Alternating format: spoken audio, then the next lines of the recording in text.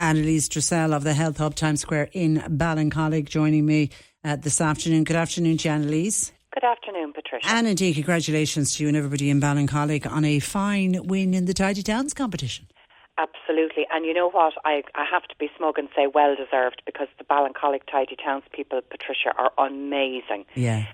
There's the loveliest lady. She's out at 8 o'clock every morning, every day of the week, picking up rubbish here. So they really do put in a massive effort. It's incredible. So they really deserve the win. They really deserve the win. I know we unfortunately we weren't able to get around to it today. I know we're doing something with the group tomorrow, because it is no mean achievement to win that top overall prize. No, it definitely isn't, Patricia. And our town wouldn't be the same without them, because we can't rely on councils to do that for us. It has to be done every day. And actually, the other thing I think that's important as well, though, is that if I was walking past, there's a kind of an alleyway that joins the main street up to the back street that I'm on here, and that can get quite messy with chipper paper, and sometimes there'll be cans. I would pick those up as well. So, I think everybody has to play their part too, you know. And you will find you will find that if you have an area that's really, really clean, people are slow then to dump rubbish, because they'll, if they see a place very clean, it's like that old-fashioned thing that always drives me mad when somebody dumps something in a scenic spot. Once one item or one bag of rubbish gets dumped, others see it and think, "Oh, that's a great place to dump." Yeah, and then they just add to it. Pass, yeah, absolutely. So, and it works the same way with clean areas. So well done to Ballincollig.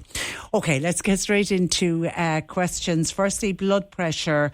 Annie was on to say, have you any natural alternatives to help reduce high blood pressure? Her GP is constantly telling her it's high. She is taking Cardio K for her cholesterol. That seems to be working. She wonders, is there anything similar for blood pressure? There isn't really, Patricia, because a lot of the time we really don't know why blood pressure has started to increase. Some people recommend a low-salt diet. That mostly doesn't do it, to be honest. Now, having a diet very high in salty foods is not good for your heart and blood pressure in general, but I don't think it is the primary cause of high blood pressure.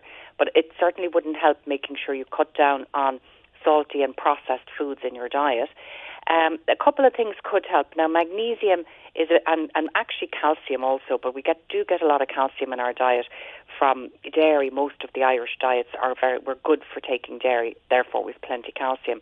But magnesium, which is more in kind of green leafy vegetables and nuts and seeds, things like that, we mightn't be as good with that. So magnesium could be a good one to add. There is another thing called coenzyme Q10, which is a very important one for all of the energy pathways for muscle function and cell function, and your heart being the biggest muscle, of course. And we definitely decline in that as we get older, so taking Q10 can help. And then the herb that's the best for heart health is hawthorn. It's very good for kind of tonifying all of the vessels in your cardiovascular system, and if they're beautifully elastic and responding well, then that should help with blood pressure. So I do know that Terra Nova, they do a supplement. I think there's got 3 of those in there, both the magnesium, Q10 and hawthorn. And then, cut down on the highly processed foods and salty foods, and then include plenty of things like beetroot, celery. Now, beetroot is very good because that actually has things in there that will help expand the blood vessels and make them looser, so therefore the blood pressure can drop. Celery is very high in something called potassium. That's another lovely one as well to kind of counteract sodium and help bring your blood pressure down. And a diet very, very high in vegetables is probably the key. The omega-3 fats are great as well, which you'll find in walnuts, pumpkin seeds, chia seeds and linseeds and oily fish, and they're great for everything to do with heart health as well. Okay, let's stay on heart health because it's to do cholesterol. Hi, Anneliese. I take a type of cholesterol reducing medication, but the cholesterol isn't dropping enough. Is there any other supplement I could take that won't interfere with it? I can't take red rice yeast, by the way, as it causes headaches, says Anya. Okay, so well, if that's the case, then it's also most likely that this person can't take the regular statin drug, and they are the most effective of bringing down your cholesterol, both the red rice yeast and the statin drug. So alternatives would be things like plant sterols. You'll find those in lots of the products you find in supermarkets, like the Flora Proactive, also Benecols. They would have high amounts of those in there, but you need at least 1.6 grams a day, and that can be quite hard to get.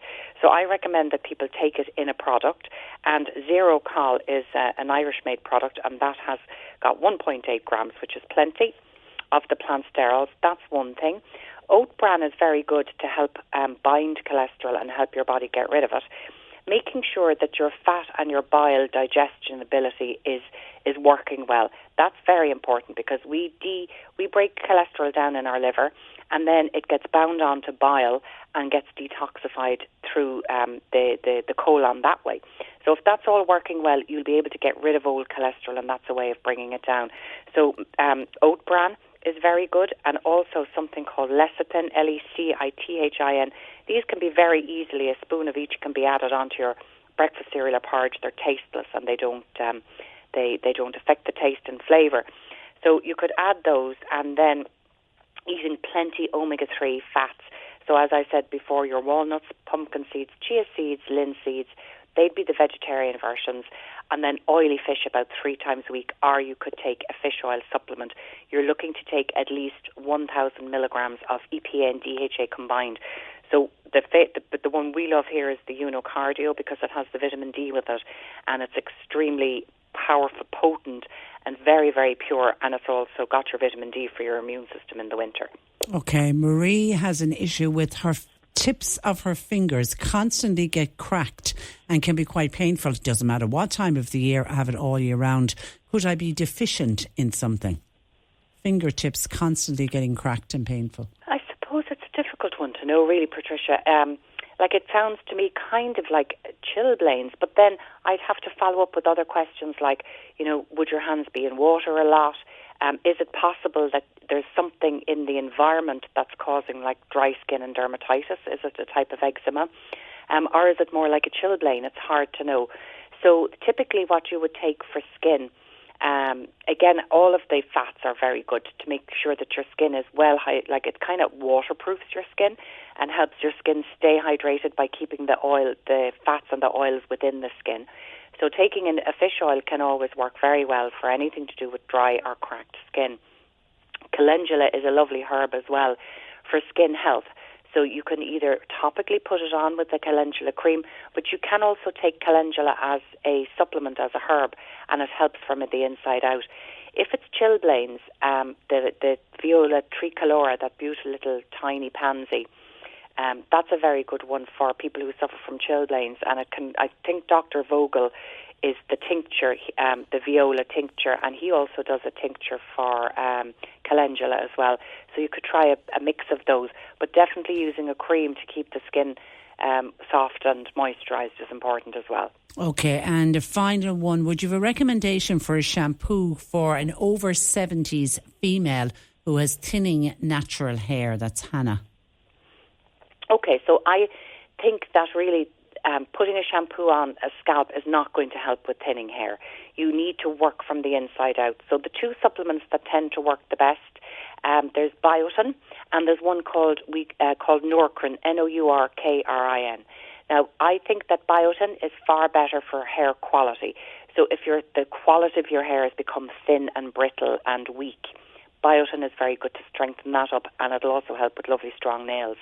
But if it's thinning on your scalp, in other words, if it's falling out and not growing back, Nourkrin is the one to go for that. And it's actually very successful.